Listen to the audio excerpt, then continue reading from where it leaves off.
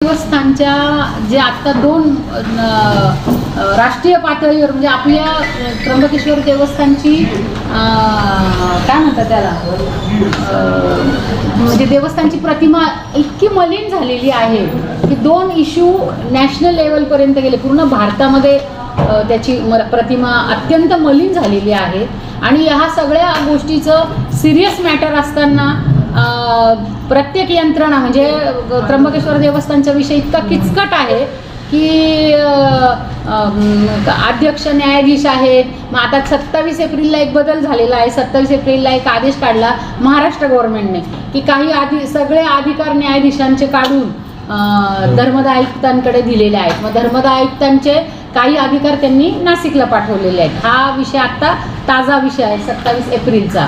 तर आता माझा मुद्दा आता असा आहे की मध्यंतरी जे काही दर्शनाचा काळा बाजार म्हणून जे काही कडलक यांच्यावर जी कारवाई झाली तर ते कारवाई पाठीमागे जो काही खरं सत्य आहे ते मला तुमच्या सगळ्या महाराष्ट्रासमोर किंवा नाशिक आपल्या भाविकांसमोर आणायचं आहे.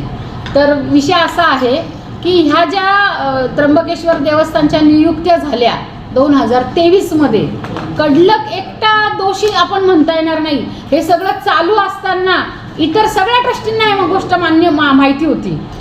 का बरं मग ते गप्प बसले? तितकेच ते पण दोषी आहेत. एक जण काहीतरी करतोय इथे समजा तर त्या बाकीच्यांना ह्या गोष्टी माहिती असतील की नाही, पण काही नाही, सगळे चिडीचूप होते. तर याच्या पाठीमागे गंभीर गोष्ट आज मला म्हणजे मी तर 23 मध्येच हायकोर्टला जाऊन सांगितलं होतं की ह्याच्यामध्ये जो गैरव्यवहार घडलेला आहे हे एकदम 100% सत्य आहे की ज्या काही 4 नियुक्त्या नाशिकच्या 23 मध्ये अकाली साहेबांनी घेतल्या होत्या त्या नियुक्त्यांमध्येच गैरव्यवहार झाला. 2.5 कोटीचा व्यवहार झालेला आहे.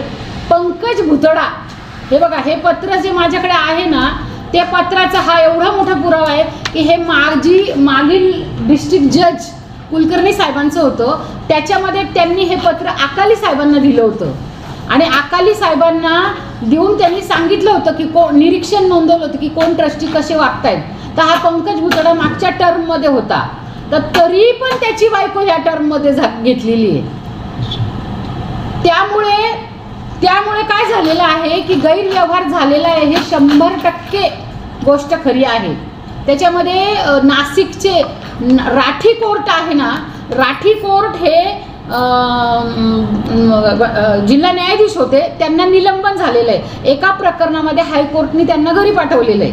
तर आता ह्या राठी कोर्ट आणि पंकज भुतडा हे एका समाजाचे असल्याने संगनमत केलं ह्यांनी आणि ती 2.5 कोटीची रक्कम नाशिकचे एक देवेंद्र भुतडा म्हणून आहे ते राठी कोर्टाचे सख्खे साडू आहेत असं हे सगळं नातं आहे. त्यांनी हे सगळे पैसे एकत्र सिटी सेंटर मॉलच्या तिथे एक दुकान आहे, त्या दुकानाचं नाव अद्याप माझ्यापर्यंत आले नाही, पण ते दुकान पण त्याच समाजाच्या व्यक्तीचं आहे.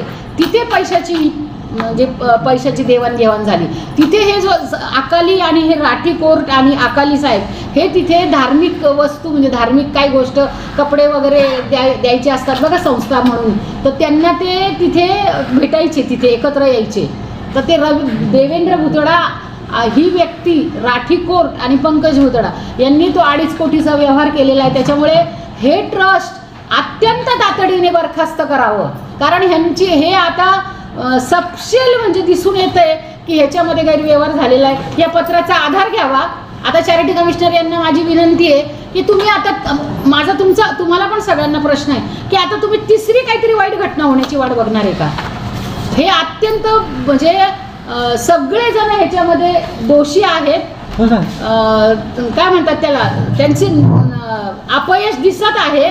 त्यामुळे हे पत्राचं तर एका जिल्हा न्यायाधीशाचं पत्र आहे, त्याची कुठली दखल घेतलेली नाहीये.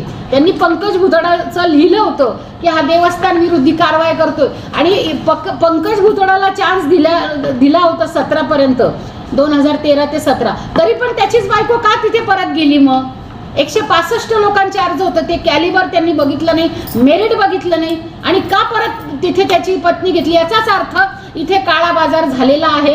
हा माझा दावा आहे आणि आता त्र्यंबकेश्वर देवस्थान ट्रस्ट बरखास्त करा. आणि मी तुम्हाला सूचित करत आहे की त्र्यंबकेश्वरला 5 करोड किंवा काय जे तुमचे शासनाचे आकडे आहेत 100 कोटी लोक सॉरी 5 कोटी लोक स्नानाला येणार आहेत, किंवा जर काही उद्या अनुचित प्रकार घडला तर याची जबाबदारी तरी निश्चित करा. माझी माननीय हायकोर्टला विनंती आहे की आपण ह्याच्यात तातडीने लक्ष घाला. आणि माननीय आता जे धर्मदाय आयुक्त सोनवणे साहेब आहेत, त्यांनी अत्यंत तातडीने हे पावलं उचलली पाहिजेत, कारण आता हे अधिकार त्यांना दिलेले आहेत. कालच तो सगळा GR फिरत होता मोबाईलवर. तर सर, आता हे सत्य आहे, तर आपण हे कडलक यांच्यावर तुम्ही कारवाई करणार आहात की नाही ते तुमचं कायद्यातलं आता तुम्ही जे त्यांना आता सेंट्रल जेल आहे.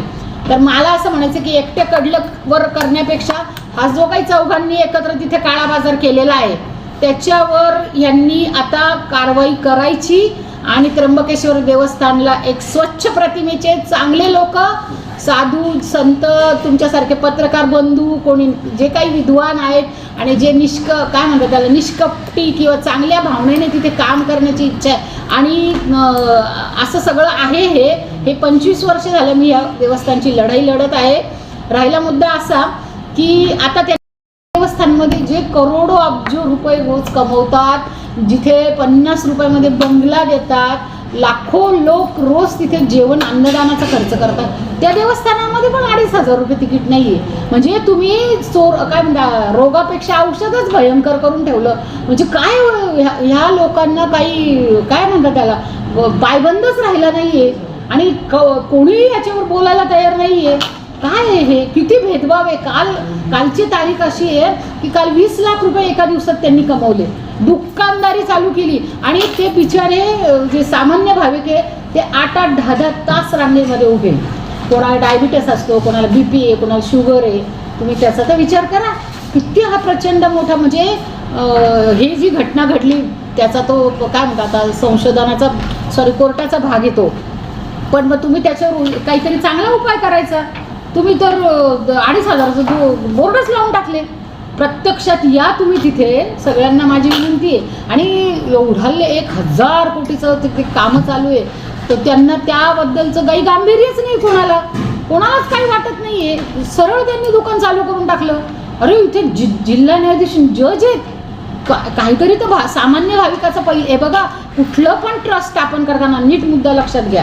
कुठलंही ट्रस्ट स्थापन करताना पहिली व्याख्या त्यांची अशी असते, तिरुपती देवस्थानचं मी नाव घेते, पहिल्यांदा सामान्य भाविकाचा विचार करतात, मग VIPंचा, मग VVIPंचा. तुम्ही तर आत्ताच दुकान लावून चालू केलं कालच. डायरेक्ट ऊन बघितलं नाही, तहान बघितलं नाही. काय लोकांचे हाल आहेत तिथे. प्रचंड माती, सगळीकडे खड्डे, सगळीकडे खूप म्हणजे तिथली व्यवस्था. तुम्ही जे कोणी आता कुंभ बघत असाल किंवा लेखणीमध्ये लिहित असाल तर प्रचंड हाल आहेत लोकांचे. आता हा पूर्ण महिना, अधिक महिना आहे, पूर्ण गर्दीचा उच्चांक आहे, म्हणजे रोज गर्दी वाढतीये. या सगळ्या खूप गंभीर गोष्टी आहेत ह्या. मला जोपर्यंत मला म्हणजे असं वाटत नाही की इथे चांगलं सिस्टीम सुधरत नाही तोपर्यंत मी माझा आवाज उठवणार आहे. आणि आता तर कसलीच वाट पाहायची नाही तुम्ही. आणि हे बघा, एक व्यक्ती तिथे करत होती, परत सांगते, तर ह्या बाकीच्यांना हे माहिती नव्हतं का? याचा अर्थ हे सगळे दोषी आहेत, तितकेच दोषी आहेत. तर त्यांना हे ट्रस्ट बरखास्त झालंच पाहिजे. आणि चांगली एक बॉडी निर्माण करा, स्वच्छ लोक घ्या, स्वच्छता प्रतिमा करा आणि त्र्यंबकेश्वर देवस्थानचं नावलौकिक वाढवा, गरिमा वाढवा. गरिमा इतकी मोठी आहे आणि तुम्ही चिल्लर गोष्टी करत बसले. तुम्ही म्हणजे पहिले हे तर नोट करा की देवस्थान ट्रस्ट स्थापन करताना पहिली प्रायोरिटी सामान्य भाविकाचा विचार केला जातो. आणि मग तुमच्या बाकीच्या गोष्टी तुम्ही पहिले त्यांचं म्हणजे येऊ द्या पैसा. साधी पाण्याची एक बॉटलसुद्धा, खडी साखरेचा खडाच देवस्थान देत नाही. आता त्यांनी काल 35 लाख रुपये गोळा केले 2 दिवसात. आजच्या मठाला बातमी आहे. म्हणजे काय हे, काय देवस्थान हे? अरे बऱ्याच गोष्टी आहेत की तुम्ही 50 मुलं तालुक्यातली दत्तक घ्या, 50 गावं पाण्याची टँकर या गोष्टी देवस्थानांमध्ये करायच्या असतात सुरुवातीला. हे काहीच तुम्हाला काय तुम्ही पण बघत असाल नाशिकचे लोक. आता त्र्यंबकेश्वरला काय सांगा मला, असं कोणतं असं कोणती तुम्ही एक काय म्हणता उदाहरण मला द्या त्र्यंबकेश्वर देवस्थानने की हे त्यांनी सकारात्मक कार्य केलं. आता तर त्यांनी कालपासून 2,500चं ते त्याला तर म्हणजे हे मोठे जे सगळे अधिकारी, एवढे मी त्यांना नमन करते. बाबांनो लक्ष घाला इकडे या देवस्थानावर. आणि हा सगळा अत्याचार अन्याय थांबवा भाविकांचा. ऐका ना, बस. तुम्ही 2-3 गोष्टी